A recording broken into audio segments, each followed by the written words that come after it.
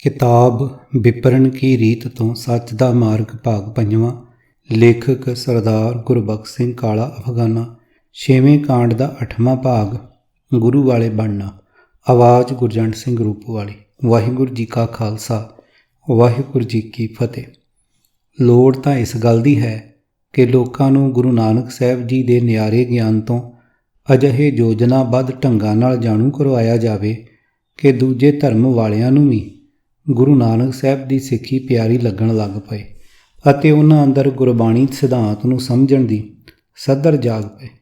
ਫਿਰ ਆਪਣੇ ਮਿੱਠੇ ਅਤੇ ਪਰਉਪਕਾਰੀ ਵਤੀਰੇ ਦੇ ਪ੍ਰਭਾਵ ਨਾਲ ਲੋਕਾਂ ਦੇ ਮਨਾਂ ਵਿੱਚ ਅੰਮ੍ਰਿਤਧਾਰੀ ਬਣਨ ਦਾ ਉਤਸ਼ਾਹ ਪੈਦਾ ਕੀਤਾ ਜਾਵੇ। ਪਰ ਕੁਝ ਸਾਲਾਂ ਤੋਂ ਡੇਰੇਦਾਰ ਸੰਤ ਟੋਲਿਆਂ ਨੇ ਪੰਥ ਵਿੱਚ ਗੁਰੂ ਵਾਲੇ ਬਣਾਉਣ ਦਾ ਨਾਅਰਾ ਬੜਾ ਪ੍ਰਚਲਿਤ ਕੀਤਾ ਹੋਇਆ ਹੈ। ਇਹ ਕਿਹਾ ਜਾਂਦਾ ਹੈ ਕਿ ਜਿਹੜਾ ਪੰਜਾਂ ਪਿਆਰਿਆਂ ਕੋਲੋਂ ਅੰਮ੍ਰਿਤ ਨਹੀਂ ਛਕਦਾ ਉਹ ਨਿਗੁਰਾ ਰਹਿੰਦਾ ਹੈ।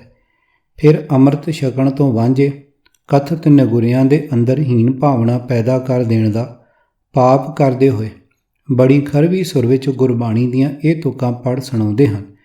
ਨਿਗੁਰੇ ਕੋ ਗਤ ਕਾਈ ਨਾਹੀ ਅਵਗੁਣ ਮੁੱਠੇ ਚੋਟਾਂ ਖਾਹੀ। ਪੰਨਾ 361।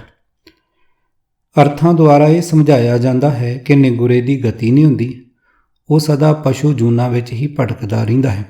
ਸਤਿਗੁਰ ਕੇ ਜਨਮੇ ਗਵਨ ਮਿਟਾਇਆ। ਪੰਨਾ 940।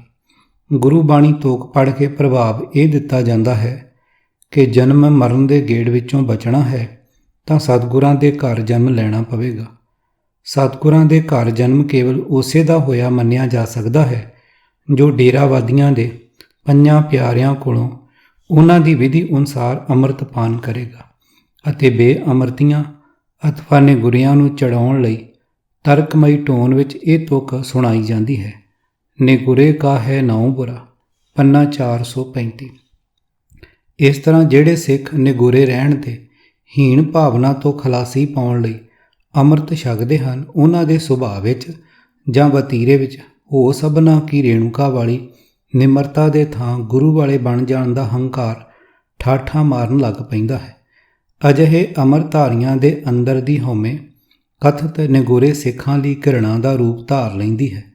ਬਾਹਰ ਆਮ ਵਿਹਾਰ ਸਮੇਂ ਦੀ ਗੱਲ ਤਾਂ ਛੱਡੀ, ਅਜਿਹੀ ਘਿਰਣਾ ਕਈ ਵਾਰੀ ਗੁਰੂ ਦਰਬਾਰਾਂ ਵਿੱਚ ਵੀ ਲੜਾਈ ਝਗੜੇ ਦਾ ਰੂਪ ਧਾਰ ਕੇ ਸ਼ਰਧਾਵਾਨ ਦਾ ਹਿਰਦਾ ਬਲੂੰਦਰ ਰਹੀ ਹੁੰਦੀ ਹੈ। ਹਾਲਾਤ ਇਹ ਬਣ ਰਹੀ ਹੈ ਕਿ ਗੁਰੂ ਵਾਲੇ ਬਣ ਜਾਣ ਦੇ ਹੰਕਾਰੀ ਅਜਿਹੇ ਅੰਮ੍ਰਿਤਧਾਰੀਆਂ ਦੇ ਬੋਲ ਬਾਣੀ ਵਿੱਚੋਂ ਅਥਵਾ ਆਮ ਵਰਤੋਂ ਵਿਹਾਰ ਤੋਂ ਹੰਕਾਰ ਉਬਾਲੇ ਮਾਰ ਕੇ ਕਥਿਤ ਨਿਗੁਰੇ ਸਿੱਖਾਂ ਦੇ ਮਨਾਂ 'ਤੇ ਨਛੱਤਰ ਚਲਾ ਰਿਹਾ ਹੁੰਦਾ ਹੈ।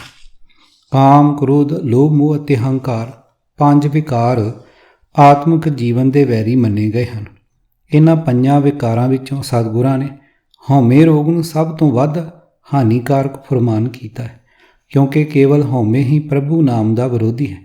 ਜਿੱਥੇ ਹਉਮੈ ਹੈ ਉੱਥੇ ਪ੍ਰਭੂ ਦੇ ਨਾਮ ਦਾ ਵਾਸਾ ਕਦੇ ਨਹੀਂ ਹੋ ਸਕਦਾ। ਹਉਮੈ ਨਾਵੇਂ ਨਾਲ ਵਿਰੋਧ ਹੈ, ਦੋਏ ਨਾ ਵਸੈ ਇੱਕ ਠਾਏ। ਹਉਮੈ ਵਿੱਚ ਸੇਵਾ ਨਾ ਹੋਵਈ ਤਾਂ ਮਨ ਬਿਰਥਾ ਜਾਏ। ਪੰਨਾ 560। ਹੰਕਾਰੀ ਮਨੁੱਖ ਨਾ ਕਦੇ ਪ੍ਰਭੂ ਦੇ ਨਾਮ ਨਾਲ ਪ੍ਰੀਤੀ ਪਾ ਸਕਦਾ ਹੈ ਅਤੇ ਨਾ ਉਹ ਕਦੇ ਸਤਿਗੁਰ ਦਾ ਸੱਚਾ ਸੇਵਕ ਹੀ ਬਣ ਸਕਦਾ। ਹੁਸਨ, ਜਵਾਨੀ ਅਤੇ ਸਰੀਰਕ ਸ਼ਕਤੀ ਦਾ ਹੰਕਾਰ ਬਿਮਾਰੀ ਲੱਗ ਜਾਣ 'ਤੇ ਜਾਂ ਬੁਢੇਪਾ ਆ ਜਾਣ 'ਤੇ ਜਾਂਦਾ ਰਹਿੰਦਾ ਹੈ। ਮਾਇਆ ਦਾ, ਪ੍ਰਭਤਾ ਦਾ ਅਥਵਾ ਕਿਸੇ ਪਦਵੀ ਦਾ ਹੰਕਾਰ ਵੀ ਬਹੁਤ ਵਾਰੀ ਰੋਣ ਕਰਲਾਉਣ ਵਿੱਚ ਬਦਲ ਜਾਂਦਾ ਹੈ। ਹੋਰ ਸਾਰੇ ਹੰਕਾਰ ਮਨੁੱਖ ਦਾ ਪਿੱਛਾ ਛੱਡ ਜਾਣ, ਪਰ ਧਰਮੀ ਹੋਣ ਦਾ ਹੰਕਾਰ ਮੌਤ ਦੇ ਬਿਸਤਰੇ 'ਤੇ ਪਏ ਆਖਰੀ ਸਵਾਸ ਲੈ ਰਹੇ ਦਾ ਵੀ ਸਾਥ ਨਹੀਂ ਛੱਡਦਾ। ਨਿਹਕਲੰਕ ਬਣ ਜਾਣ ਦੀ ਲਾਲਸਾ ਨਾਲ ਗੁਰੂ ਵਾਲਾ ਬਣਿਆ ਅੰਮ੍ਰਿਤਧਾਰੀ ਮੌਤ ਦੇ ਬਿਸਤਰੇ 'ਤੇ ਪਿਆ ਵੀ ਉਸ ਮਨੁੱਖ ਨੂੰ ਵੇਖ ਕੇ ਮੱਥਾ ਜ਼ਰੂਰ ਵੱਟੇਗਾ ਜਿਸ ਨੂੰ ਉਹ ਨਿਗੁਰਾ ਮੰਨਦਾ ਹੈ। ਅਜਿਹੇ ਖਾਲਸੇ ਲਈ ਨੀਚਾਂ ਦੇ ਸੰਗੀ ਸਾਥੀ ਗੁਰੂ ਨਾਨਕ ਸਾਹਿਬ ਜੀ ਦਾ ਇਹ ਫਰਮਾਨ ਹਮ ਨਹੀਂ ਚੰਗੇ ਬੁਰਾ ਨਹੀਂ ਕੋਈ ਪੰਨਾ 728 ਵਿਅਰਥ ਬਣ ਕੇ ਰਹਿ ਜਾਂਦਾ ਹੈ। ਆਪਣੇ ਹੀ ਭਰਾਵਾਂ ਨਾਲ ਘਿਰਣਾ ਕਰਨ ਵਾਲੇ ਇਹ ਹੰਕਾਰੀ ਅੰਮ੍ਰਿਤਧਾਰੀ ਕਿ ਉਸੇ ਸ੍ਰੀ ਗੁਰੂ ਗ੍ਰੰਥ ਸਾਹਿਬ ਜੀ ਦੇ ਸਿੱਖ ਹਨ, ਜਿਨ੍ਹਾਂ ਦੀ ਪਾਵਨ ਬਾਣੀ ਦੇ ਬੇਅੰਤ ਗੁਰੂ ਸ਼ਬਦ ਨਿਮਰਤਾ, ਹਲੀਮੀ, ਨਿਰਵੈਰਤਾ ਅਤੇ ਬਿਨਾਂ ਕਿਸੇ ਵਿਤਕਰੇ ਦੇ ਸਾਰਿਆਂ ਨਾਲ ਇੱਕੋ ਜਿਹਾ ਸਲੂਕ ਅਤੇ ਪਿਆਰ ਕਰਨ ਦਾ ਉਪਦੇਸ਼ ਦੇ ਰਹੇ ਹਨ। ਚਾਹੀਦਾ ਤਾਂ ਇਹ ਹੈ ਕਿ ਲੋਕਾਂ ਨੂੰ ਗੁਰੂ ਨਾਨਕ ਸਾਹਿਬ ਜੀ ਦੇ ਨਿਆਰੇ ਗਿਆਨ ਤੋਂ ਅਜਿਹੇ ਯੋਜਨਾਬੱਧ ਢੰਗ ਨਾਲ ਜਾਣੂ ਕਰਵਾਇਆ ਜਾਵੇ ਕਿ ਗੁਰਮਤਿ ਤੋਂ ਅਗਿਆਨੀ ਆਪਣਿਆਂ ਦੇ ਨਾਲ ਦੂਜੇ ਧਰਮ ਵਾਲਿਆਂ ਨੂੰ ਵੀ ਸਿੱਖੀ ਸਭ ਤੋਂ ਵੱਧ ਪਿਆਰੀ ਲੱਗਣ ਲੱਗ ਪਏ ਅਤੇ ਉਹਨਾਂ ਅੰਦਰ ਗੁਰਬਾਣੀ ਸਿਧਾਂਤ ਨੂੰ ਸਮਝਣ ਦੀ ਸਦਰ ਜਾਗ ਪਏ। ਫਿਰ ਆਪਣੇ ਮਿੱਠੇ ਅਤੇ ਪਰਉਪਕਾਰੀ ਵਤੀਰੇ ਦੇ ਪ੍ਰਭਾਵ ਨਾਲ ਲੋਕਾਂ ਦੇ ਮਨਾਂ ਵਿੱਚ ਅੰਮ੍ਰਿਤਧਾਰੀ ਬਣ ਜਾਣ ਦਾ ਉਤਸ਼ਾਹ ਪੈਦਾ ਕੀਤਾ ਜਾਵੇ। ਪਰ ਖੰਡੇ ਬਾਟੇ ਦੇ ਝੂਠੇ ਕਰਾਮਾਤੀ ਗੁਣਾਂ ਦੇ ਨਰਮੂਲ ਲਾਰਿਆਂ ਨਾਲ ਭਿੰਡਰਾਂ ਵਾਲੇ ਡੇਰੇਦਾਰਾਂ ਦੇ ਚੇਲਿਆਂ ਨੇ ਸੁੱਚਾ ਸਿੰਘ ਤਾਂ ਸ਼ਾਇਦ ਹੀ ਕੋਈ ਬਣਾਇਆ ਹੋਵੇ, ਪਰ ਬਾਬਾ ਜਰਨੈਲ ਸਿੰਘ ਜੀ ਦੇ ਕਥਨ ਵਾਲੇ ਬੰਬ ਬੇਅੰਤ ਬਣਾਈ ਜਾ ਰਹੇ ਹਨ। ਨੋਟ: ਸਤੰਬਰ 1983 ਵਿੱਚ ਜਦ ਸ੍ਰੀ ਅਕਾਲ ਤਖਤ ਸਾਹਿਬ ਤੋਂ ਅੰਮ੍ਰਿਤਪਾਨ ਕਰਕੇ ਆਏ 200 ਦੇ ਕਰੀਬ ਸਿੰਘ ਗੁਰੂ ਨਾਨਕ ਨਿਵਾਸ ਦੀ ਛੱਤ 'ਤੇ ਬਾਬਾ ਜਰਨੈਲ ਸਿੰਘ ਜੀ ਦੇ ਦਰਸ਼ਨਾਂ ਨੂੰ ਪੁੱਜੇ ਤਾਂ ਉਹਨਾਂ ਦੇ ਟੇਪ ਹੋਏ ਬਚਨ ਇਸ ਪ੍ਰਕਾਰ ਹਨ। ਬੀਬੀ ਇੰਦਰਾ ਕਹਿੰਦੀ ਹੈ ਕਿ ਮੈਂ ਬੰਬ ਬਣਾਉਂਦਾ ਹਾਂ। ਠੀਕ ਹੈ, ਮੈਂ ਬੰਬ ਜ਼ਰੂਰ ਬਣਾਉਂਦਾ ਹਾਂ। ਅੰਮ੍ਰਿਤਧਾਰੀਆਂ ਵੱਲ ਇਸ਼ਾਰਾ ਕਰਕੇ, ਆਹ ਅੰਮ੍ਰਿਤਧਾਰੀ ਸਿੰਘ ਸਾਰੇ ਬੰਬ ਹੀ ਤਾਂ ਹਨ। ਗੁਰੂ ਵਾਲੇ ਬਣ ਜਾਣ ਦੇ ਹੰਕਾਰੀ ਹੋ ਕੇ ਸਤਿਗੁਰਾਂ 'ਤੇ ਆਪਣੀ ਮੱਲ ਮਾਰ ਬਹਿਣਾ ਸਾਰੀ ਮਨੁੱਖਤਾ ਦੇ ਸਾਂਝੇ ਜਗਤ ਗੁਰੂ ਨਾਨਕ ਸਾਹਿਬ ਜੀ ਦੀ ਪਿਆਰਾਂ ਲੱਦੀ ਬੁੱਕਲ ਦੀ ਵਿਸ਼ਾਲਤਾ ਦਾ ਖੰਡਨ ਕਰਨ ਦੀ ਗੰਭੀਰ ਗੁਸਤਾਖੀ ਹੈ। ਅਜਿਹਾ ਗੁਰਮਤਿ ਵਿਰੋਧੀ ਵਤੀਰਾ ਕੌਮੀ ਬਦਕਿਸਮਤੀ ਹੈ। ਸਤਿਗੁਰਾਂ ਦੇ ਪਰਿਵਾਰ ਦੇ ਭਾਈਵਾਲ ਬਣੇ ਅੰਮ੍ਰਿਤਧਾਰੀਆਂ ਨੂੰ ਸ਼ੋਭਦਾ ਤਾਂ ਇਹ ਸੀ ਕਿ ਨਗਰ ਨਗਰ ਵਿੱਚ ਗੁਰਬਾਣੀ ਅਰਥ ਵਿਚਾਰ ਦੀ ਸਦਰ ਜਗਾ ਦਿੰਦੇ। ਗੁਰਮਤਿ ਸਿਧਾਂਤ ਤੋਂ ਪੂਰੀ ਸੂਝ ਕਰਵਾਉਣ ਲਈ ਅਜਿਹੇ ਵਿਦਿਆਲੇ ਚਾਲੂ ਕੀਤੇ ਜਾਂਦੇ ਜਿੱਥੋਂ ਹਰ ਸਾਲ ਵਿਦਵਾਨ ਪ੍ਰਚਾਰਕ ਪੈਦਾ ਹੋ ਕੇ ਦੇਸ਼ ਵਿਦੇਸ਼ਾਂ ਵਿੱਚ ਖਿੱਲਰ ਕੇ ਸੰਸਾਰ ਨੂੰ ਗੁਰਮਤਿ ਦੇ ਨਿਆਰੇ ਗਿਆਨ ਦੀ ਸੋਝੀ ਕਰਾਉਂਦੇ। ਸ੍ਰੀ ਗੁਰੂ ਗ੍ਰੰਥ ਸਾਹਿਬ ਜੀ ਦੇ ਸਦੀਵੀ ਸੱਚ ਵਾਲੇ ਵਿਸ਼ਾਲ ਗਿਆਨ ਤੋਂ ਜਾਣੂ ਹੋ ਕੇ ਲੋਕ ਸੁਆਮੀ ਰਾਮ ਤੀਰਥ ਵਾਂਗ ਪੁਕਾਰ ਉੱਠਦੇ। ਸੰਸਾਰ ਦਾ ਸਰਬ ਉੱਤਮ ਧਰਮ ਗ੍ਰੰਥ ਕੇਵਲ ਸ੍ਰੀ ਗੁਰੂ ਗ੍ਰੰਥ ਸਾਹਿਬ ਜੀ ਹਨ ਅਤੇ ਸੰਸਾਰ ਦੇ ਧਰਮਾਂ ਵਿੱਚ ਸਰਬ ਉੱਤਮ ਧਰਮ ਸਤਿਗੁਰੂ ਨਾਨਕ ਸਾਹਿਬ ਜੀ ਦਾ ਸਿੱਖ ਧਰਮ ਹੀ ਹੈ। ਸੰਸਾਰ ਦੇ ਮਨੁੱਖਾਂ ਨੂੰ ਯਕੀਨ ਕਰਾ ਦਿੱਤਾ ਜਾਂਦਾ ਕਿ ਜਗਤ ਵਿੱਚ ਗੁਰੂ ਨਾਨਕ ਨਿਰੰਕਾਰੀ ਜੀ ਨੂੰ ਸਰਬੱਤ ਦੇ ਸਾਂਝੇ ਅਤੇ ਨਿਆਰੇ ਸਤਿਗੁਰੂ ਸਾਬਤ ਕਰ ਦਿੰਦੇ। ਲੋਕਾਂ ਨੂੰ ਇਹ ਵੀ ਸਮਝਾਉਂਦੇ ਕਿ ਸਤਿਗੁਰਾਂ ਨੇ ਸਾਰੇ ਸੰਸਾਰ ਨੂੰ ਇੱਕ ਪਿਤਾ ਦੀ ਔਲਾਦ ਕਹਿ ਕੇ ਸਾਨੂੰ ਸਕੇ ਭੈਣ ਭਾਈ ਬਣਾਇਆ ਹੈ। ਇੱਕ ਪਿਤਾ ਇੱਕ ਸਕੇ ਹੰਬਾਰਕ, ਪੰਨਾ 611। ਉਸ ਕ੍ਰੀਏਟਰ ਦੀ, ਉਸ ਗੌਡ ਦੀ, ਉਸ ਅੱਲਾ ਦੀ, ਉਸ ਗਿਰਧਾਰੀ ਦੀ ਅਥਵਾ ਉਸ ਅਕਾਲ ਪੁਰਖ ਦੀ ਸੇਵਾ ਵਿੱਚ ਸਾਡੇ ਸਤਿਗੁਰੂ ਜੀ ਦੀ ਇਹ ਅਰਦਾਸ ਹੈ, ਜਿਤ ਦੁਆਰੇ ਉਭਰੈ ਤਿੱਤੇ ਲਹਿ ਉਬਾਰ, ਪੰਨਾ 853। ਬਿਨਾਂ ਜਾਤ ਪਾਤ ਦੇ ਵਿਤਕਰੇ ਦੇ, ਬਿਨਾਂ ਕਿਸੇ ਨੈਸ਼ਨੈਲਿਟੀ ਵਾਲੇ ਪੱਖਪਾਤ ਦੇ, ਬਿਨਾਂ ਕਿਸੇ ਚਮੜੀ ਦੇ ਰੰਗ ਦੇ ਭਿੰਨ ਭੇਦ ਦੇ ਅਸੀਂ ਸਾਰੇ ਸੰਸਾਰ ਦੇ ਵਾਸੀ ਇੱਕੋ ਪਰਿਵਾਰ ਦੇ ਜੀ ਹਾਂ। ਸੰਸਾਰ ਵਿੱਚ ਭਲੇ ਅਤੇ ਮੰਦੇ ਦਾ ਵਿਤਕਰਾ ਮਿਟਾਉਣ ਵਾਲੇ ਸਤਿਗੁਰੂ ਗ੍ਰੰਥ ਸਾਹਿਬ ਜੀ ਦਾ ਫਰਮਾਨ ਮੋਟੇ ਅੱਖਰਾਂ ਵਿੱਚ ਸੰਸਾਰ ਦੀਆਂ ਕੰਧਾਂ 'ਤੇ ਲੱਗ ਗਿਆ ਹੁੰਦਾ। ਅਵਲ ਅੱਲਾ ਨੂਰ ਉਹ ਪਾਇਆ, ਕੁਦਰਤ ਕੇ ਸਭ ਬੰਦੇ, ਏਕ ਨੂਰ ਤੇ ਸਭ ਜਗ ਉਪਜਿਆ, ਕੌਣ ਭਲੇ ਕੋ ਮੰਦੇ, ਲੋਗਾ ਭਰਮ ਨਾ ਭੂਲੋ ਭਾਈ, ਖਾਲਕ ਖਲਕ ਖਲਕ ਮੈਂ ਖਾਲਕ, ਪੂਰ ਰਹਿਓ ਸਰਬ ਠਾਈ ਰਹਾ, ਮਾਟੀ ਏਕ ਅਨੇਕ ਭਾਂਤ ਕਰ, ਸਾਜੀ ਸਾਜਨ ਹਾਰੈ, ਨਾ ਕਛ ਪੋਚ ਮਾਟੀ ਕੇ ਭਾਂਡੇ, ਨਾ ਕਛ ਪੋਚ ਕੁੰਭਾਰੇ, ਸਭ ਮੈਂ ਸਾਚਾ ਏਕੋ सोई, तिसका किया सब किछ होई, हुक्म पछाने सो एको जाने, बंदा कहिए सोई, अल्लाह अलख न जाई लखिया, गुर गुड़ दीना मीठा, कहे कबीर मेरी शंका नासी, ਸਰਬ ਨਿਰੰਜਨ ਡੀਠਾ, ਪੰਨਾ 1350। ਜਗਤ ਦੇ ਲੋਕਾਂ ਦੇ ਹਿਰਦੇ ਮੰਨ ਜਾਂਦੇ ਕਿ ਸ੍ਰੀ ਗੁਰੂ ਨਾਨਕ ਸਾਹਿਬ ਜੀ ਦਾ ਪੰਥ ਸੰਸਾਰ ਦਾ ਸਰਬ ਉੱਤਮ ਪੰਥ ਹੈ। ਸਤਿਗੁਰਾਂ ਦੇ ਸਿੱਖ ਦਾ ਪਿਆਰਾ ਲੱਦਿਆ ਪਰਉਪਕਾਰੀ ਉੱਚਾ ਸੋਚਾ ਆਚਰਣ ਲੋਕਾਂ ਦੇ ਮਨ 'ਤੇ ਅਜਿਹੀ ਛਾਪ ਲਾਉਂਦਾ ਕਿ ਹਰ ਕੋਈ ਗੁਰੂ ਨਾਨਕ ਦੀ ਸਿੱਖੀ ਵਿੱਚ ਸ਼ਾਮਲ ਹੋਣ ਲਈ ਕਾਹਲਾ ਪੈ ਜਾਂਦਾ। ਫਿਰ ਬਿਨਾਂ ਕਿਸੇ ਧਰਮ ਦੇ ਅਥਵਾ ਬਿਨਾਂ ਉੱਚੇ ਨੀਵੇਂ ਦੇ ਵਿਤਕਰੇ ਦੇ ਲੋੜਵੰਦਾਂ ਦੀ ਸਹਾਇਤਾ ਅਤੇ ਦੁਖਿਆਰਿਆਂ ਦੀ ਤਨੋ ਮਨੋ ਧਨੋ ਪੂਰੀ ਲਗਨ ਨਾਲ ਸੇਵਾ ਸੰਭਾਲ ਕਰਨ ਵਾਲੇ ਅੰਮ੍ਰਿਤਧਾਰੀਆਂ ਦਾ ਨਿਆਰੀ ਮਿਠਾਸ ਵਾਲਾ ਵਤੀਰਾ ਅਤੇ ਸਰਬੱਤ ਨਾਲ ਉਚੇਚਾ ਪਿਆਰ ਕਰਨ ਵਾਲਾ ਨਿਮਰਤਾ ਭਰਿਆ ਸੁਭਾਅ ਵੇਖ ਕੇ ਸਾਰਾ ਸੰਸਾਰ ਸਤਿਗੁਰਾਂ ਦੇ ਖੰਡੇ ਬਾਟੇ ਦਾ ਅੰਮ੍ਰਿਤ ਪਾਨ ਕਰਨ ਲਈ ਉਵੇਂ ਹੀ ਢੂੰਡ ਵਿੱਚ ਤੁਰ ਪੈਂਦਾ ਜਿਵੇਂ ਮਨੁੱਖ ਆਬੇ ਹਯਾਤ ਲੱਭਣ ਚੜ੍ਹ ਪਿਆ ਸੀ। ਅਜਿਹੀ ਸੇਵਾ ਨਾਲ ਗੁਰੂ ਪੰਥ ਦਾ ਨਾਮਣਾ ਉੱਚਾ ਕਰਨ ਵਾਲੀ ਸੇਵਾ ਕਰਨ ਦੀ ਕਦੇ ਵਿਚਾਰ ਵੀ ਨਹੀਂ ਕੀਤੀ, ਸਗੋਂ ਚੜ੍ਹਦੀ ਕਲਾ ਦਾ ਬਾਣਾ ਪਾ ਲੈਣ ਦੇ ਹੰਕਾਰੀ ਬਣੇ।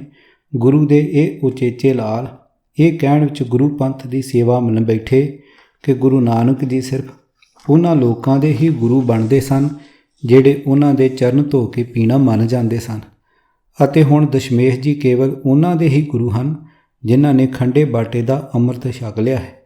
ਇਹ ਵਿਚਾਰ ਗੁਰਮਤਿ ਵਿਰੋਧੀ ਹੈ ਅਤੇ ਸਤਿਗੁਰਾਂ ਦੀ ਅਜ਼ਮਤ ਨੂੰ ਨੀਵਾਂ ਕਰਨ ਵਾਲੀ ਹੈ। ਅੰਤਰਜਾਮੀ ਸਤਿਗੁਰਾਂ ਨੂੰ ਸਾਡੀ ਤੰਗਦਿਲੀ ਵਾਲੀ ਇਸ ਕਮਜ਼ੋਰੀ ਦਾ ਪਤਾ ਸੀ। ਕੁਰਾਹੇ ਪੈ ਕੇ ਗੁਰੂ ਉਪਦੇਸ਼ ਤੋਂ ਉਖੜੀ ਹੋਈ ਸਾਡੀ ਸੁਰਤ ਨੂੰ ਟਿਕਾਣੇ ਸਿਰ ਲਿਆਉਣ ਲਈ ਹੀ ਉਹਨਾਂ ਨੇ ਫਰਮਾਇਆ, ਕਰ ਮੈਂ ਅੰਮ੍ਰਿਤ ਆਣ ਨਿਸਾਰਿਓ, ਖਿਸਰ ਗਇਓ ਭੂਮ ਪਰ ਡਾਰਿਓ। ਪੰਨਾ 399। ਪਰ ਨਾ ਡੇਰੇਦਾਰ ਸਾਧ ਮਹਾਂਪੁਰਖ ਨੇ ਅਤੇ ਨਾ ਹੀ ਮਾਇਆ ਦੀ ਉਗਰਾਈ ਕਰਨ ਦੀ ਤ੍ਰਿਸ਼ਨਾ ਦੇ ਮਾਰੇ ਦੇਸੋਂ ਪਰਦੇਸ ਦੌੜੇ ਫਿਰਦੇ ਉਪਦੇਸ਼ਕਾਂ ਰਾਗੀਆਂ ਢਾਡੀਆਂ ਨੇ ਕਦੇ ਦੱਸਿਆ ਕਿ ਸਤਿਗੁਰਾਂ ਨੇ ਉਹ ਕਿਹੜਾ ਅੰਮ੍ਰਿਤ ਸਾਡੇ ਕਿਸ ਬੁੱਕ ਵਿੱਚ ਲਿਆ ਪਾਇਆ ਸੀ, ਅਸਾਂ ਕਿਵੇਂ ਅਤੇ ਕਿਸ ਧਰਤੀ ਦੀ ਮਿੱਟੀ ਵਿੱਚ ਉਸ ਅੰਮ੍ਰਿਤ ਨੂੰ ਰੋਲ ਦਿੱਤਾ। ਪਰ ਅਸਾਂ ਵੀ ਕਿਹੜਾ ਕਦੇ ਸਤਿਗੁਰਾਂ ਦੇ ਇਸ ਅੰਮ੍ਰਿਤ ਬਾਰੇ ਕੋਈ ਵਿਚਾਰ ਕੀਤੀ ਜਾਂ ਕਿਸੇ ਕਥਿਤ ਮਹਾਂਪੁਰਖਾਂ ਕੋਲੋਂ ਕਦੇ ਕੋਈ ਅਜਿਹਾ ਸ਼ੰਕਾ ਨਿਵਰਤ ਕਰਾਉਣ ਲਈ ਕਦੇ ਕੁਝ ਪੁੱਛਿਆ ਹੈ। ਸਾਡੇ ਲਈ ਤਾਂ ਸਭ ਕੁਝ ਪਹਿਲਾਂ ਚਰਨਾਮ੍ਰਿਤ ਸੀ ਤੇ ਹੁਣ ਖੰਡੇ ਬਾਟੇ ਦੀ ਪਹੁਲ। ਗੁਰਬਾਣੀ ਸਮਝ ਕੇ ਉਸ ਅਨੁਸਾਰ ਜੀਵਨ ਬਣਾਉਣ ਵਾਲੀ ਸਿੱਖਿਆ ਨਾਲ ਸਾਡਾ ਕੀ ਵਾਸਤਾ। ਆਪਸ ਵਿੱਚ ਸਹੋਦਰਤਾ ਵਾਲਾ ਪਿਆਰ ਹੋਣ ਦੇ ਥਾਂ ਮਾਇਆ ਦੇ ਮੋਹ ਕਾਰਨ ਉਪਜੀ ਘਿਰਣਾ ਗ੍ਰਸੀ ਹਉਮੈ ਤੋਂ ਜਨਮੀ ਆਪਸੀ ਫੁੱਟ ਨਾ ਇਤਫਾਕੀ ਦਾ ਅਜਿਹਾ ਰੋਗ ਸਹੇੜ ਬੈਠੇ ਜਿਹੜਾ ਚੰਗੀਆਂ ਭਲੀਆਂ ਸਿਰ ਕੱਢ ਕੌਮਾਂ ਦਾ ਵੀ ਘਾਤ ਕਰਦਾ ਆਇਆ ਹੈ।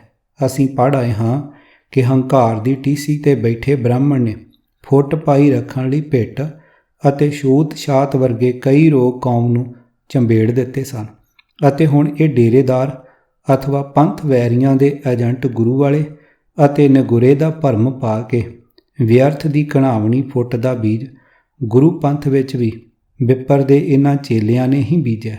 ਸਭ ਤੋਂ ਵੱਧ ਦੁਖਦਾਈ ਭਾਣਾ ਇਹ ਵਰਤਾਇਆ ਹੈ ਕਿ ਅੰਮ੍ਰਿਤ ਸੰਸਕਾਰ ਮਰਯਾਦਾ ਵਿੱਚ ਹੰਕਾਰ ਪੈਦਾ ਕਰਨ ਵਾਲੀਆਂ ਅਜਿਹੀਆਂ ਗੱਲਾਂ ਰਲਾ ਦਿੱਤੀਆਂ ਹੋਈਆਂ ਹਨ ਜਿਨ੍ਹਾਂ ਦੇ ਕਾਰਨ ਸਿੱਖ ਦੁਖਦਾਈ ਫੁੱਟ ਅਤੇ ਆਪਸੀ ਘਿਰਣਾ ਦਾ ਸ਼ਿਕਾਰ ਹੋਈ ਤੁਰਿਆ ਜਾ ਰਿਹਾ ਹੈ। ਜ਼ਰੂਰੀ ਬੇਨਤੀ।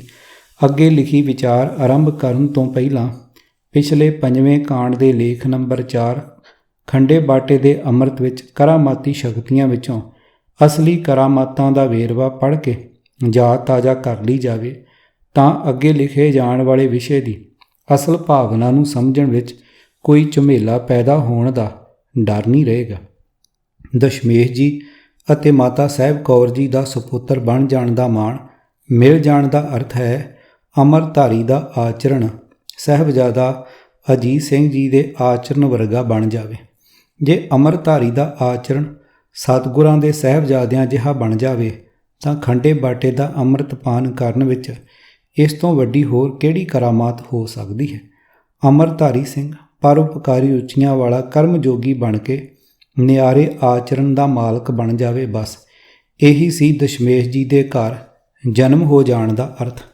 ਪਰ ਅੰਮ੍ਰਿਤਧਾਰੀ ਨੂੰ ਅਜਿਹਾ ਭਰੋਸਾ ਦਿਵਾਉਣ ਲਈ ਗੁਰਬਾਣੀ ਦੇ ਆਸ਼ੇ ਨੂੰ ਵਿਗਾੜ ਕੇ ਨਿੱਜੀ ਆਸ਼ੇ ਅਨੁਸਾਰ ਵਰਤਣ ਵਾਲਾ ਦੁਖਦਾਈ ਭਾਣਾ ਵਰਤ ਰਿਹਾ ਹੁੰਦਾ ਹੈ। ਲੇਖਕ ਵੱਲੋਂ ਪਾਠਕ ਦੀ ਸੇਵਾ ਵਿੱਚ ਬੇਨਤੀ ਹੈ ਕਿ ਕਾਹਲੀ ਨਾਲ ਕੋਈ ਸਿੱਟਾ ਕੱਢ ਲੈਣ ਤੋਂ ਸੰਕੋਚ ਕਰਦੇ ਹੋਏ ਗੁਰਮਤਿ ਸਿਧਾਂਤ ਦੀ ਅਸਲੀਅਤ ਨੂੰ ਉਚੇਚੀ ਇਕਾਗਰਤਾ ਨਾਲ ਸਮਝਣ ਦੀ ਖੇਚਲ ਕਰਨ। ਦੁਖਦਾਈ ਗੱਲਾਂ ਦਾ ਵੇਰਵਾ। ਨੰਬਰ 1, ਇਹ ਭਰੋਸਾ ਦਿੱਤਾ ਜਾਣ ਲਈ ਕਿ ਅੰਮ੍ਰਿਤਧਾਰੀ ਦਾ ਜਨਮ ਦਸ਼ਮੇਸ਼ ਜੀ ਦੇ ਘਰ ਹੋ ਜਾਂਦਾ ਹੈ ਅਤੇ ਉਸ ਦਾ ਜਨਮ ਮਰਨ ਦਾ ਚੱਕਰ ਖਤਮ ਹੋ ਜਾਂਦਾ ਹੈ। ਗੁਰਬਾਣੀ ਦੀ ਇਸ ਪੰਕਤੀ ਸਤਿਗੁਰ ਕੈ ਜਨਮੇ ਗਗਨ ਮਟਾਇਆ ਪੰਨਾ 940 ਦੀ ਗਲਤ ਵਰਤੋਂ ਕੀਤੀ ਜਾਂਦੀ ਹੈ। ਇਹ ਪਾਵਨ ਪੰਕਤੀ ਸਿੱਧ ਗੋਸ਼ਟ ਬਾਣੀ ਦੇ ਸ਼ਲੋਕ ਨੰਬਰ 20 ਵਿੱਚੋਂ ਹੈ। ਗੁਰਮੁਖ ਪਾਠਕਾਂ ਨੂੰ ਭਲੀ ਭਾਂਤ ਪਤਾ ਹੈ ਕਿ ਸਿੱਧ ਗੋਸ਼ਟ ਵਿੱਚ ਚਰਨਾਮ੍ਰਿਤ ਬਾਰੇ ਜਾਂ ਖੰਡੇ ਬਾਟੇ ਦੇ ਅੰਮ੍ਰਿਤ ਬਾਰੇ ਕੋਈ ਚਰਚਾ ਨਹੀਂ ਸੀ ਹੋ ਰਹੀ। ਸਿੱਧਾਂ ਦੇ ਪ੍ਰਸ਼ਨ ਦੇ ਉੱਤਰ ਵਿੱਚ ਉਚਾਰੇ ਗੁਰੂ ਨਾਨਕ ਸਾਹਿਬ ਜੀ ਦੇ ਉਸ ਪੂਰੇ ਸ਼ਲੋਕ ਨੂੰ ਸਮਝਣ ਦੀ ਲੋੜ ਹੈ। ਉਸ ਸ਼ਲੋਕ ਦੇ ਅਰਥ ਠੀਕ ਤਰ੍ਹਾਂ ਸਮਝਣ ਲਈ ਸਿੱਧਾਂ ਦੇ ਪ੍ਰਸ਼ਨ ਵਾਲਾ ਸ਼ਲੋਕ ਵੀ ਵਿਚਾਰ ਲੈਣਾ ਲਾਹੇਵੰਦ ਰਹੇਗਾ। ਕਿਤ ਬਿਦ ਪੁਰਖਾ ਜਨਮ ਵਟਾਇਆ, ਕਾਹੇ ਕੋ ਤੁਝ ਇਹ ਮਨ ਲਾਇਆ। ਕਿਤ ਬਿਦ ਆਸਾ ਮਨਸਾ ਖਾਈ, ਕਿਤ ਬਿਦ ਜੋਤ ਨਿਰੰਤਰ ਪਾਈ। ਬਿਨ ਦੰਤਾਂ ਕਿਉਂ ਖਾਈਐ ਸਾਰ, ਨਾਨਕ ਸਾਚਾ ਕਰੋ ਵਿਚਾਰ। ਪੰਨਾ 939। ਅਰਥ, 7ਵੇਂ ਸ਼ਲੋਕ ਤੋਂ ਪਤਾ ਚੱਲਦਾ ਹੈ ਕਿ ਲੋਹਾ ਰੀਪਾ ਨਾਮੀ ਸਿੱਧ ਜੋ ਗੁਰੂ ਗੋਰਖਨਾਥ ਦਾ ਚੇਲਾ ਸੀ, ਸਤਿਗੁਰਾਂ ਨਾਲ ਚਰਚਾ ਕਰ ਰਿਹਾ ਹੈ। ਇਸ ਸ਼ਲੋਕ ਵਿੱਚ ਉਹੀ ਸਿੱਧ ਗੁਰੂ ਨਾਨਕ ਜੀ ਤੋਂ ਪੁੱਛਦਾ ਹੈ, ਪੁਰਖਾ ਤੂੰ ਆਪਣੀ ਜ਼ਿੰਦਗੀ ਕਿਸ ਤਰੀਕੇ ਨਾਲ ਪਲਟ ਲਈ ਹੈ? ਤੂੰ ਆਪਣਾ ਇਹ ਮਨ ਕਿਸ ਵਿੱਚ ਜੋੜਿਆ? ਮਨ ਦੀਆਂ ਆਸਾਂ ਤੇ ਮਨ ਦੇ ਫੁਰਨੇ ਨੂੰ ਕਿਵੇਂ ਮੁਕਾ ਲੈ? ਰੱਬੀ ਪ੍ਰਕਾਸ਼ ਤੈਨੂੰ ਇੱਕ ਰਸ ਕਿਵੇਂ ਮਿਲ ਪਿਆ ਹੈ? ਮਾਇਆ ਦੇ ਇਸ ਪ੍ਰਭਾਵ ਤੋਂ ਬਚਣਾ ਇਉਂ ਹੀ ਔਖਾ ਹੈ ਜਿਵੇਂ ਬਿਨਾਂ ਦੰਦਾਂ ਦੇ ਲੋਹਾ ਚੱਬਣਾ। ਦੰਦਾਂ ਤੋਂ ਬਿਨਾਂ ਲੋਹਾ ਕਿਵੇਂ ਚੱਬਿਆ ਜਾਏ? ਹੇ ਨਾਨਕ, ਕੋਈ ਸਹੀ ਵਿਚਾਰ ਦੱਸੋ ਜੋ ਸਾਡੇ ਮਨ ਲੱਗ ਸਕੇ। ਸਤਿਗੁਰ ਕੇ ਜਨਮੇ ਗਵਨ ਮਿਟਾਇਆ, ਅਨਹਦ ਰਾਤੇ ਇਹ ਮਨ ਲਾਇਆ। ਮਨਸਾ ਆਸਾ ਸ਼ਬਦ ਜਲਾਈ, ਗੁਰਮੁਖ ਜੋਤ ਨਿਰੰਤਰ ਪਾਈ। ਤ੍ਰੈ ਗੁਣ ਮੇਟੇ ਖਾਈਐ ਸਾਰ, ਨਾਨਕ ਤਾਰੇ ਤਾਰਨਹਾਰ। ਪੰਨਾ 940। ਅਰਥ, ਜਿਉਂ-ਜਿਉਂ ਸਤਿਗੁਰ ਦੀ ਸਿੱਖਿਆ 'ਤੇ ਤੁਰੇ ਤਿਉਂ-ਤਿਉਂ ਮਨ ਦੀ ਭਟਕਣਾ ਮੁੱਕਦੀ ਗਈ। ਜਿਉਂ-ਜਿਉਂ ਇੱਕ ਰਸ ਵਿਆਪਕ ਪ੍ਰਭੂ ਵਿੱਚ ਜੋੜਨ ਦਾ ਆਨੰਦ ਆਇਆ, ਤਿਉਂ-ਤਿਉਂ ਇਹ ਮਨ ਪਰਚਦਾ ਗਿਆ। ਮਨ ਦੇ ਫੁਰਨੇ ਤੇ ਦੁਨੀਆ ਵਾਲੀਆਂ ਆਸਾਂ ਅਸਾਂ ਗੁਰੂ ਦੇ ਸ਼ਬਦ ਦੀ ਰਾਹੀਂ ਸਾੜੀਆਂ ਹਨ। ਗੁਰੂ ਦੇ ਸਨਮੁਖ ਹੋਇਆਂ ਹੀ ਇੱਕ ਰਸ ਰੱਬੀ ਪ੍ਰਕਾਸ਼ ਲੱਭਾ ਹੈ। ਇਸ ਰੱਬੀ ਪ੍ਰਕਾਸ਼ ਦੀ ਬਰਕਤ ਨਾਲ ਅਸਾਂ ਮਾਇਆ ਦੇ ਝਟਕੇ ਦੇ 3 ਹੀ ਕਿਸਮਾਂ ਦੇ ਅਸਰ ਤਮੋ ਰਜੋ ਸਤੋ ਆਪਣੇ ਉੱਤੇ ਪੈਣ ਨਹੀਂ ਦਿੱਤੇ ਤੇ ਇਸ ਤਰ੍ਹਾਂ ਮਾਇਆ ਦੀ ਚੋਟ ਤੋਂ ਬਚਣ ਦਾ ਇਹ ਅਤ ਔਖਾ ਕੰਮ ਰੂਪ ਲੋਹਾ ਚੱਬਿਆ ਗਿਆ ਹੈ। ਗੁਰਦੇਵ ਜੀ ਫਰਮਾਨ ਕਰਦੇ ਹਨ, ਇਸ ਔਖੇ ਤਰੇ ਜਾਣ ਵਾਲੇ ਸੰਸਾਰ ਸਾਗਰ ਤੋਂ ਤਾਰਨ ਦੇ ਸਮਰੱਥ ਪ੍ਰਭੂ ਆਪ ਹੀ ਤਾਰਦਾ ਹੈ। ਆਪਣੀ ਸਮਝ ਅਨੁਸਾਰ ਬਣਾਏ ਮਨਮਤੀ ਆਸ਼ੇ ਨੂੰ ਸੱਚਾ ਸਿੱਧ ਕਰਨ ਲਈ ਗੁਰਬਾਣੀ ਦੀ ਕਿਸੇ ਤੁਕ ਨੂੰ ਜਾਂ ਸ਼ਬਦ ਨੂੰ ਅਢੁਕਵੇਂ ਥਾਂ ਜੋੜਨ ਲਈ ਗਲਤ ਅਰਥ ਕਰਨੇ ਗੁਰਬਾਣੀ ਦੀ ਬੇਅਦਬੀ ਹੈ। ਅਜਿਹਾ ਕਰਨ ਦਾ ਅਧਿਕਾਰ ਸਮੁੱਚੇ ਪੰਥ ਨੂੰ ਵੀ ਕਦੇ ਨਹੀਂ ਮਿਲਾ। ਸਤਿਗੁਰਾਂ ਨੇ ਜਿਸ ਗੁਰਮਤਿ ਸਿਧਾਂਤ ਨੂੰ ਸਮਝਾਉਣ ਵਾਸਤੇ ਗੁਰਬਾਣੀ ਉਚਾਰੀ ਹੈ, ਉਸ ਸਿਧਾਂਤ ਨੂੰ ਛੱਡ ਕੇ ਆਪਣੀ ਮਤ ਅਨੁਸਾਰ ਮਿੱਥੇ ਆਸ਼ੇ ਨੂੰ ਸੱਚਾ ਸਿੱਧ ਕਰਨ ਲਈ ਗੁਰਬਾਣੀ ਦੀ ਵਰਤੋਂ ਕਰਨੀ ਲਗਭਗ ਉਹੀ ਭੁੱਲ ਹੈ ਜੋ ਰਾਮ ਰਾਏ ਜੀ ਨੇ ਕੀਤੀ ਸੀ। ਸਤਿਗੁਰ ਕੈ ਜਨਮੇ ਗਵਨ ਮਿਟਾਇਆ। ਮਾਂ ਵਾਕ ਦਾ ਅਰਥ ਇਹ ਹੈ ਕਿ ਕੇਵਲ ਖੰਡੇ ਬਾਟੇ ਦਾ ਅੰਮ੍ਰਿਤ ਛਕ ਲੈਣ ਨਾਲ ਸਿੰਘ ਸਤਿਗੁਰਾਂ ਦੀ ਔਲਾਦ ਬਣ ਗਿਆ ਹੈ ਅਤੇ ਉਸ ਦਾ ਜਨਮ ਮਰਨ ਕੱਟਿਆ ਗਿਆ। ਗੁਰੂ ਦੇ ਘਰ ਜਨਮ ਲੈ ਕੇ ਜਨਮ ਮਰਨ ਦਾ ਚੱਕਰ ਮਿਟਾ ਲੈਣ ਦਾ ਅਰਥ ਇਹ ਹੈ ਕਿ ਸਿੰਘ ਜੀ ਨੇ ਆਪਣੀ ਪਹਿਲੀ ਹਉਮੈ ਵਾਲੀ ਮੱਤ ਦਾ ਸੁਭਾਅ ਵਤੀਰਾ ਅਥਵਾ ਪਹਿਲੀ ਰਹਿਣੀ ਛੱਡ ਕੇ ਆਪਣੀ ਜੀਵਨ ਜੁਗਤ ਗੁਰਮਤਿ ਅਨੁਸਾਰ ਢਾਲ ਲਈ ਹੈ ਅਤੇ ਆਪਣੀ ਪਹਿਲੀ ਜਾਤ ਗੋਤ ਵਾਲੀ ਪਛਾਣ ਗਵਾ ਕੇ ਕੇਵਲ ਅਤੇ ਕੇਵਲ ਸਤਿਗੁਰੂ ਨਾਨਕ, ਗੁਰੂ ਗੋਬਿੰਦ ਸਿੰਘ ਜੀ, 10 ਸਤਿਗੁਰਾਂ ਦੀ ਜੋਤ, ਸ੍ਰੀ ਗੁਰੂ ਗ੍ਰੰਥ ਸਾਹਿਬ ਜੀ ਦੀ ਸਿੱਖਿਆ ਨੂੰ ਹੀ ਆਪਣੀ ਪਛਾਣ ਬਣਾ ਲਿਆ ਹੈ। ਕਬੀਰ ਹਰਦੀ ਪੀਰਤਨ ਹਰੇ, ਚੂਨ ਚਿਹਨ ਨਾ ਰਹਾਏ। ਬਲਿਹਾਰੀ ਇਹ ਪ੍ਰੀਤ ਕੋ, ਜਿਹ ਜਾਤ ਬਰਨ ਕੁਲ ਜਾਏ। ਪੰਨਾ 1367। ਸਤਿਗੁਰ ਜੀ ਉਸ ਪ੍ਰੀਤ ਤੋਂ ਬਲਿਹਾਰੇ ਜਾ ਰਹੇ ਹਨ ਜਿਹੜੀ ਜਾਤ ਗੋਤ ਦਾ ਭਰਮ ਗਵਾ ਕੇ ਪ੍ਰੇਮੀ ਗੁਰਸਿੱਖ ਦੀ ਰਹਿਣੀ ਵਿੱਚ ਹੀ ਲੀਨ ਕਰ ਦਿੰਦੀ ਹੈ। ਖੰਡੇ ਬਾਟੇ ਦਾ ਅੰਮ੍ਰਿਤ ਛਕਣ ਨਾਲ ਗੁਰੂ ਦੇ ਘਰ ਜਨਮ ਲੈ ਲੈਣ ਦਾ ਜੇ ਹੰਕਾਰ ਹੋ ਜਾਣਾ ਹੈ ਅਤੇ ਜਾਤ ਗੋਤ ਅਥਵਾ ਜੀਵਨ ਜੁਗਤ ਪਹਿਲੀ ਹੀ ਰਹਿਣੀ ਹੈ ਤਾਂ ਅਜਿਹੇ ਅਮਰਧਾਰੀ ਨਾਲੋਂ ਰੱਬ ਦੇ ਭੈ ਵਿੱਚ ਰਹਿਣ ਵਾਲਾ, ਨਿਰਮਾਣ ਅਤੇ ਉੱਚੇ ਆਚਰਨ ਦਾ ਮਾਲਕ, ਮਿੱਠ ਬੋਲਾ, ਬੇਅਮਰਤੀਆ 1000 ਗੁਣਾ ਚੰਗਾ ਹੈ। ਨੰਬਰ 2। ਸ਼੍ਰੀਮਾਨ ਪੰਥ ਰਤਨ ਵਿਦਿਆ ਮਾਰਤੰਡ ਸੰਤ ਗਿਆਨੀ ਗੁਰਬਚਨ ਸਿੰਘ ਜੀ ਖਾਲਸਾ ਭਿੰਡਰਾਂ ਵਾਲੇ ਮਹਾਂਪੁਰਖ ਜੀ ਦੀ ਆਪਣੀ ਲਿਖੀ ਪੁਸਤਕ ਗੁਰਮਤਿ ਰਹਿਤ ਮਰਜ਼ਾਦਾ ਦੇ 100 ਸਫ਼ੇ 'ਤੇ ਅਤੇ ਗੁਰਬਾਣੀ ਪਾਠ ਦਰਸ਼ਨ ਦੇ 88 ਸਫ਼ੇ 'ਤੇ ਇਹ ਲਿਖਣਾ ਅੰਮ੍ਰਿਤ ਦੀ ਪੂਰੀ ਮਹੱਤਤਾ ਤਾਂ ਕੋਈ ਕਹਿ ਹੀ ਨਹੀਂ ਸਕਦਾ, ਪਰ ਕੁਝ ਕਹਿੰਦੇ ਹਨ ਅੰਮ੍ਰਿਤ ਛਕਣ ਕਰਕੇ ਪਿਛਲੇ ਜਨਮਾਂ ਦੇ ਸਾਰੇ ਪਾਪ ਬਖਸ਼ੇ ਜਾਂਦੇ ਹਨ। ਸਤਿਗੁਰੂ ਸਾਹਿਬ ਜੀ ਬਖਸ਼ ਦਿੰਦੇ ਹਨ। ਸਤਿਗੁਰਾਂ ਦਾ ਹੁਕਮ ਹੈ ਕਿ ਇੱਕ ਵਾਰ ਵੀ ਜਿਸ ਤੇ ਮੁਖ ਅੰਮ੍ਰਿਤ ਪੈ ਗਿਆ, ਫਿਰ ਭਾਵੇਂ ਗਲਤੀ ਹੋਣ ਕਰਕੇ ਮੁਕਤ ਨਾ ਹੋ ਸਕੇ, ਪਰ 10,000 ਵਰ੍ਹੇ ਤੱਕ ਅਸੀਂ ਨਰਕਾਂ ਵਿੱਚ ਨਹੀਂ ਪੈਣ ਦਿਆਂਗੇ। ਵਾਰ-ਵਾਰ ਸਿੱਖਾਂ ਦੇ ਘਰ ਜਨਮ ਦਿਆਂਗੇ। ਕਦੇ ਤਾਂ ਰਹਿਤ ਰੱਖ ਕੇ ਮੁਕਤ ਹੋਵੇਗਾ। ਅੰਮ੍ਰਿਤ ਛਕਣ ਕਰਕੇ, ਰਹਿਤ ਵਿੱਚ ਰਹਿਣ ਕਰਕੇ ਕੇਵਲ ਮੁਕਤੀ ਦੀ ਪ੍ਰਾਪਤੀ ਹੋ ਜਾਂਦੀ ਹੈ। ਗੁਰਬਾਣੀ ਪਾਠ ਦਰਸ਼ਨ ਸਫਾ 88। ਕੌਮ ਲਈ ਘਾਤਕ ਸਿੱਧ ਹੋਣ ਦਾ ਕਾਰਨ ਇਹ ਹੈ ਕਿ ਮਹਾਂਪੁਰਖਾਂ ਦੇ ਲਿਖੇ ਅਨੁਸਾਰ ਜਦ ਮਨੁੱਖ ਨੂੰ ਇਹ ਪਤਾ ਲੱਗ ਜਾਵੇ ਕਿ ਅੰਮ੍ਰਿਤ ਮੁਖ ਪੈਂਦਿਆਂ ਹੀ ਪਿਛਲੇ ਜਨਮਾਂ ਦੇ ਕੀਤੇ ਸਾਰੇ ਪਾਪ ਵੀ ਨਾਸ਼ ਹੋ ਜਾਂਦੇ ਹਨ, ਅਤੇ ਫਿਰ ਜੇ ਕਿਸੇ ਮਨਚਲੇ ਦਾ 10,000 ਸਾਲਾਂ ਲਈ ਮੁੜ-ਮੁੜ ਸਿੱਖਾਂ ਦੇ ਘਰ ਹੀ ਜਨਮ ਲੈਣ ਦਾ ਦਿਲ ਕਰਦਾ ਹੋਵੇ, ਤਾਂ ਅੰਮ੍ਰਿਤ ਛਕ ਕੇ ਉਸ ਨੂੰ ਗਲਤੀਆਂ ਕਰੀ ਜਾਣ ਦੀ ਖੁੱਲ੍ਹੀ ਛੁੱਟੀ ਹੈ। ਸਤਿਗੁਰਾਂ ਦਾ ਫਰਮਾਨ ਹੈ ਕਿ ਅਜਿਹੇ ਵਿਸ਼ਵਾਸ ਬਣ ਜਾਣ ਨਾਲ ਮਨੁੱਖ ਨਿਹਕਲੰਕ ਬਣ ਬੈਂਦਾ ਹੈ ਅਤੇ ਨਿਸੰਗ ਹੋ ਕੇ ਪਾਪ ਕਮਾਉਣ ਲੱਗ ਪੈਂਦਾ ਹੈ। ਪਾਪ ਕਰੇ ਪੰਚਾਂ ਕੇ ਬਾਸਰੇ, ਤੀਰਥ ਨਹਾਏ ਕਹੇਂ ਸਭ ਉਤਰੇ, ਬਹੁਰ ਕਮਾਵੇਂ ਹੋਏ ਨਿਸ਼ੰਕ, ਜੰਮਪੁਰ ਬਾਂਧ ਖਰੇ ਕਾਲੰਕ। ਪੰਨਾ 1348। ਨੰਬਰ 3, ਸਤਿਗੁਰਾਂ ਨੇ ਪੰਥ ਨੂੰ ਚੜ੍ਹਦੀ ਕਲਾ ਵਿੱਚ ਰੱਖਣ ਲਈ ਅੰਮ੍ਰਿਤ ਦੀ ਦਾਤ ਉਹਨਾਂ ਮਹਾਨ ਤਿਆਗੀਆਂ ਨੂੰ ਬਖਸ਼ੀ ਸੀ, ਜਿਨ੍ਹਾਂ ਨੇ ਆਪਣਾ ਸੀਸ ਵੀ ਆਪਣਾ ਵੀ ਨਹੀਂ ਸੀ ਸਮਝਿਆ। ਕਈ ਪ੍ਰਕਾਰ ਦੇ ਲੋਭ ਲਾਲਚ ਦੇ ਕੇ ਅੰਮ੍ਰਿਤਾਈ ਬਣਾਈ ਜਾਣ ਦਾ ਅਰਥ ਹੈ ਸਿੰਘ ਨੂੰ ਧਾਰਮਿਕ ਤੌਰ 'ਤੇ ਲੋਭੀ ਬਣਾ ਕੇ ਪੰਥ ਦੀ ਰਹਿੰਦੀ ਖੂੰਹਦੀ ਜਖਣਾ ਪੁੱਟੀ ਜਾਣ ਦਾ ਬੰਨ ਨੂੰ ਬੰਨ੍ਹੀ ਜਾਣਾ। ਲੋਭੀ ਦਾ ਪ੍ਰੇਮ ਕੇਵਲ ਛਲਾਵਾ ਹੁੰਦਾ ਹੈ ਅਤੇ ਲੋਭੀ ਮਨੁੱਖ ਬੇਤਬਾਰਾ ਹੁੰਦਾ ਹੈ। ਫਰੀਦਾ ਜਾਂ ਲੱਭ ਤਾਂ ਨਹੀਂ ਕਿਹਾ, ਲੱਭ ਤਾਂ ਕੂੜਾ ਨੇ। ਪੰਨਾ 1378। ਲੋਭੀ ਕਾ ਵਿਸਾਹ ਨ ਕੀਜੈ, ਜੇ ਕਾ ਪਾਰ ਵਿਸਾਏ। ਪੰਨਾ 1417। ਭੈ ਦੇ ਕੇ ਜਾਂ ਕੋਈ ਲਾਲਚ ਦੇ ਕੇ ਅੰਮ੍ਰਿਤ ਪਾਨ ਕਰਵਾਉਣਾ ਪੰਥ ਦੀ ਸੇਵਾ ਨਹੀਂ ਹੈ, ਸਗੋਂ ਦਸ਼ਮੇਸ਼ ਜੀ ਦੇ ਖਾਲਸੇ ਦੇ ਆਚਰਣ ਦਾ ਪੂਰੀ ਤਰ੍ਹਾਂ ਭੋਗ ਪਾ ਦੇਣ ਵਾਲਾ ਦੁਸ਼ਕਰਮ ਹੈ। ਗੁਰਮਤਿ ਗਿਆਨ ਦੀ ਸਮਝ ਆ ਜਾਣ ਤੋਂ ਅਤੇ ਗੁਰੂ ਸਿੱਖ ਇਤਿਹਾਸ ਤੋਂ ਅਤੇ ਅੰਮ੍ਰਿਤਧਾਰੀਆਂ ਦੇ ਨਿਆਰੇ ਸ਼ੁਭ ਗੁਣਾਂ ਨੂੰ ਵੇਖ ਕੇ ਮਿਲੀ ਪ੍ਰੇਰਨਾ ਤੋਂ ਜਿਹੜਾ ਸਿੱਖ ਅੰਮ੍ਰਿਤ ਪਾਨ ਕਰੇਗਾ, ਕੇਵਲ ਉਸੇ ਸਿੰਘ ਕੋਲੋਂ ਆਸ ਕੀਤੀ ਜਾ ਸਕਦੀ ਹੈ ਕਿ ਉਹ ਪੰਥ ਦਾ ਮਾਣ ਸਤਿਕਾਰ ਵਧਾਉਣ ਵਾਲੀ ਜੀਵਨੀ ਜਿਉਣ ਲਈ ਘਾਲਣਾ ਘਾਲਦੇ ਰਹਿਣ ਨੂੰ ਆਪਣਾ ਜੀਵਨ ਮਨੋਰਥ ਬਣਾ ਲਵੇਗਾ। ਨੰਬਰ 4, ਉਪਰੋਕਤ ਪੰਕਤੀ ਦੇ ਨਾਲ ਡੇਰੇਦਾਰਾਂ ਮਹਾਂਪੁਰਖਾਂ ਨੇ ਗੁਰਬਾਣੀ ਦੀ ਇੱਕ ਹੋਰ ਤੁਕ ਵਿਅੰਗਮਈ ਢੰਗ ਨਾਲ ਪੜ੍ਹ ਕੇ ਕਈਆਂ ਦਾ ਦਿਲ ਦਿਖਾਉਣ ਵਾਲਾ ਹੰਕਾਰ ਗਰਸਿਆ ਰਿਵਾਜ ਚਾਲੂ ਕਰ ਦਿੱਤਾ ਹੋਇਆ ਹੈ। ਇਹ ਕਿਹਾ ਜਾਂਦਾ ਹੈ ਕਿ ਵਾਹਿਗੁਰੂ ਗੁਰਮੰਤਰ ਕੇਵਲ ਅੰਮ੍ਰਿਤ ਛਕਣ ਸਮੇਂ ਹੀ ਪ੍ਰਾਪਤ ਹੋ ਸਕਦਾ ਹੈ।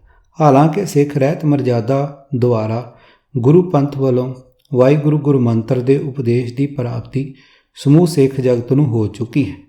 ਗੁਰੂ ਬਾਣੀ ਨੂੰ ਆਪਣੀ ਵਿਉਂਤ ਨਾਲ ਵਰਤਣ ਲਈ ਗੁਰਮਤਿ ਦਾ ਅਸਲ ਆਸ਼ਾ ਵਿਗਾੜਨ ਗਿੱਝੇ ਹੋਏ ਹੇਠ ਲਿਖੇ ਗੁਰੂ ਫਰਮਾਨ ਨੂੰ ਹੋਰ ਵੀ ਵੱਧ ਤਰਕਮਈ ਦੁਖਾਵੇਂ ਸ਼ਬਦਾਂ ਵਿੱਚ ਵਰਤਦੇ ਹੋਏ ਕਿਹਾ ਜਾ ਰਿਹਾ ਹੁੰਦਾ ਹੈ ਕਿ ਗੁਰਮੰਤਰ ਤੋਂ ਸੱਖਣੇ ਮਨੁੱਖ ਨੂੰ ਸਤਿਗੁਰਾਂ ਨੇ ਕੁੱਤਾ, ਸੂਰ ਅਤੇ ਖੋਤਾ ਕਿਹਾ ਹੈ। ਉਹ ਗੁਰਬਾਣੀ ਫਰਮਾਨ ਅਰਥਾਂ ਸਮੇਤ ਇਸ ਪ੍ਰਕਾਰ ਹੈ। ਗੁਰਮੰਤਰ ਹੀਣਸ ਜੋ ਪ੍ਰਾਣੀ, ਤ੍ਰਿਗੰਤ ਜਨਮ ਪ੍ਰਸ਼ਟਣ, ਕੁਕਰੇ ਸੂਕਰੇ ਗਰਭ ਤੇ ਕਾਕੇ ਸਰਪਨੇ ਤੁਲਖਲ। ਪੰਨਾ 1356। ਅਰਥ ਜਿਹੜਾ ਬੰਦਾ ਸਤਿਗੁਰ ਦੇ ਉਪਦੇਸ਼ ਤੋਂ ਸੱਖਣਾ ਹੈ, ਭਾਵ ਜਿਸ ਨੇ ਗੁਰੂ ਦੀ ਮੱਤ ਗ੍ਰਹਿਣ ਨਹੀਂ ਕੀਤੀ, ਜਿਸ ਨੇ ਗੁਰੂ ਦੇ ਉਪਦੇਸ਼ ਵੱਲ ਕਦੇ ਧਿਆਨ ਨਹੀਂ ਦਿੱਤਾ, ਉਸ ਭੈੜੀ ਬੁੱਧ ਵਾਲੇ ਦਾ ਜੀਵਨ ਫਿਟਕਾਰਯੋਗ ਹੈ। ਉਹ ਮੂਰਖ, ਕੁੱਤੇ, ਸੂਰ, ਖੋਤੇ, ਕਾਂ, ਸੱਪ ਦੇ ਬਰਾਬਰ ਹੈ। ਭਾਵ ਗੁਰਮੰਤਰ ਦਾ ਅਰਥ ਗੁਰ ਉਪਦੇਸ਼ ਮੰਨਣਾ। ਮਹਾਂਪੁਰਖ ਜੀ ਹੱਦ ਤੱਕ ਮੰਨ ਰਹੇ ਹੁੰਦੇ ਹਨ। ਕੇਵਲ ਪ੍ਰੋਹਤਵਾਦੀ ਮੰਤਰ ਜਾਪ ਨੂੰ ਸਿੱਖੀ ਦਾ ਅੰਗ ਬਣਾਉਣ ਨੂੰ ਪੰਥ ਦੀ ਸੇਵਾ ਮੰਨਦੇ ਹਨ। ਉਪਰੋਕਤ ਮਹਾਂਵਾਕ ਤੋਂ ਸਪਸ਼ਟ ਹੋ ਜਾਂਦਾ ਹੈ ਕਿ ਜਿਸ ਮਨੁੱਖ ਨੇ, ਭਾਵੇਂ ਉਹ ਅੰਮ੍ਰਿਤਧਾਰੀ ਹੀ ਹੋਵੇ, ਆਪਣਾ ਜੀਵਨ ਗੁਰੂ ਦੇ ਉਪਦੇਸ਼ ਅਨੁਸਾਰ ਨਹੀਂ ਬਣਾਇਆ, ਉਸ ਦਾ ਜੀਵਨ ਫਿਟਕਾਰਯੋਗ ਹੈ। ਸਾਰੇ ਚਿੰਤਾ ਝੋਰੇ ਮਿਟਾ ਕੇ ਤਪਦੇ ਹਿਰਦਿਆਂ ਨੂੰ ਠੰਡਕ ਪਹੁੰਚਾਉਣ ਆਈ ਧੁਰ ਕੀ ਬਾਣੀ ਨੂੰ ਕਿਸੇ ਦਾ ਦਿਲ ਦਿਖਾਉਣ ਲਈ ਤਰਕਮਈ ਢੰਗ ਨਾਲ ਵਰਤਣਾ ਘੋਰ ਪਾਪ ਹੈ। ਗੁਰਮਤਿ ਵਿਰੋਧੀ ਬੋਲਾਂ ਨਾਲ ਕਿਸੇ ਦਾ ਦਿਲ ਦੁਖਾ ਕੇ ਸਿੱਖ ਜਗਤ ਵਿੱਚ ਫੁੱਟ ਪਾਉਣ ਦਾ ਕੁਕਰਮ ਕਿਸੇ ਅੰਮ੍ਰਿਤਧਾਰੀ ਨੂੰ ਕਿਵੇਂ ਫੱਬ ਸਕਦਾ ਹੈ। ਮਾਰਗ ਮੋਤੀ ਬਿਥਰੇ ਅੰਧਾ ਨਿਕਸਿਓ ਆਏ, ਜੋਤ ਬਿਨਾ ਜਗਦੀਸ਼ ਕੀ, जगत उलंघे जाए। पन्ना 1370। कबीर कोठी काट की दह दिश लागी आग, पंडित पंडित जल मुए मूर्ख उभरे भाग। पन्ना 1373। कबीर हर का सिमरन जो करे सो सुखिया संसार, इत उत कते न डोलई जिस राखै सिरजनहार। पन्ना 1375। किताब विपरण की रीत तो सच दा मार्ग भाग पंजवां। ਲੇਖਕ ਸਰਦਾਰ ਗੁਰਬਖਸ਼ ਸਿੰਘ ਕਾਲਾ ਅਫਗਾਨਾ। ਛੇਵੇਂ ਕਾਂਡ ਦਾ 8ਵਾਂ ਭਾਗ। ਆਵਾਜ਼ ਗੁਰਜੰਟ ਸਿੰਘ ਰੂਪੋਵਾਲੀ। ਵਾਹਿਗੁਰੂ ਜੀ ਕਾ ਖਾਲਸਾ, ਵਾਹਿਗੁਰੂ ਜੀ ਕੀ ਫਤਿਹ।